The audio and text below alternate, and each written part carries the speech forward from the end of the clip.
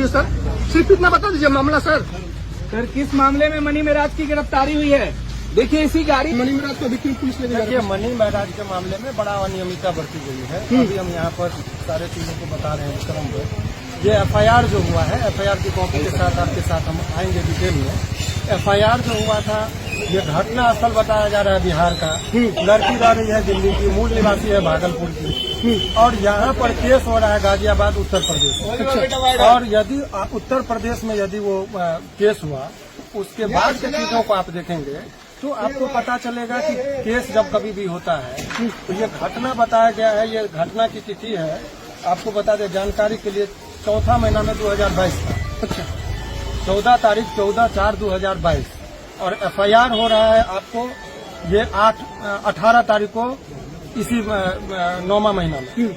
और जब कभी भी यानी कि 3 साल बाद वो आरोप लगा रही है दुष्कर्म का, जबकि 3 साल तो कह रही शादी भी हमने कर लिया।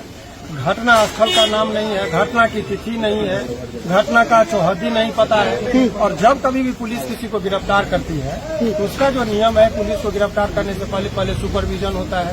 चूंकि लंबे अवधि की बात है, इसीलिए कॉग्निजेबल ऑफेंस से गिरफ्तार करने की शक्ति है। लेकिन अदर स्टेट से जब यहाँ पर आएंगे तो अदर स्टेट से आने के लिए उसको पहले सुपरविजन होता है वरीय पदाधिकारी के अनुशंसा पर।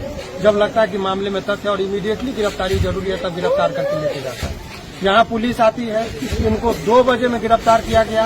डायरेक्ट पुलिस उत्तर प्रदेश की पुलिस आती है, गिरफ्तार करती है, तब गर्दनीबाग थाने में लेके जाया जाता है। जबकि नियम यह है कि आप पहले लोकल पुलिस को लीजिए, तब आप गिरफ्तार करिए। उसके बाद होता है कि उनके परिजन जो होते हैं, उनके परिजन को सूचना दी जाती है।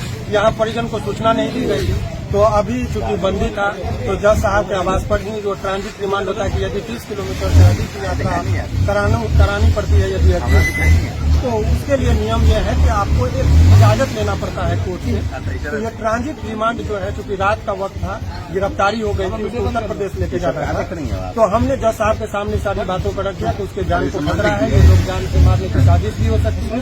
तो उनका मेडिकल कराया गया कि रास्ते में उनके साथ कहीं मारपीट न हो। ये तमाम तरह की चीजों को हमने जज साहब के सामने रखा। जज साहब ने बहुत जान की खतरा क्यों लग रहा है आपको? जान का खतरा चूंकि पूरी साजिश के तहत उसको फंसाया गया है। ये उभरता हुआ सितारा है। अभी बहुत दिनों से वो बहुत सारे इंडस्ट्री में बहुत सारे को पीछा करते हुए आगे बढ़ा। 500 मिलियन यदि लोग उसको नहीं, एक में 500 मिलियन लोग जो देखा है, हमने जो देखा है, तो 50 करोड़ लोग जिसको जानने वाले लोग हों, उसके पीछे बहुत सारे लोग, जब कोई आगे बढ़ता है तो शत्रु भी होते हैं। ये सब तमाम तरह की चीज था। अभी एफआईआर के साथ अभी हमारे चैम्बर में चलेंगे। एफआईआर की कॉपी है, विधिवत बताएंगे कि कितना। अभी आप लोग कौन क्या कर रहे हैं? अभी तो बेल होना है, जैसे आपको बता रहे, ज्यादा दिनों तक कोई ऐसी विवाद नहीं है, झूठा केस है। देर के लिए गिरफ्तारी हुई है, लेकिन बहुत जल्दी वो सलाखों के बाहर होंगे। इसमें उतना टाइम नहीं लगेगा। समस्या केवल ये है कि उत्तर प्रदेश का मामला ये लेके चला गया, जबकि घटना का स्थल जो है वो बिहार का है। तो ये ट्रायल भी बिहार में चलना चाहिए था, अनुसंधान भी वहाँ 0 एफआईआर करके उनको भेजना चाहिए था। तो ये बहुत सारे आधार को वो ताक पे रख कर इस तरीके से केवल कुछ व्यक्तिगत टारगेट करके गिरफ्तार करके वो मनी मसल्स का पूरा इस्तेमाल होता है इस तरह के केस में, वही दिख रहा है।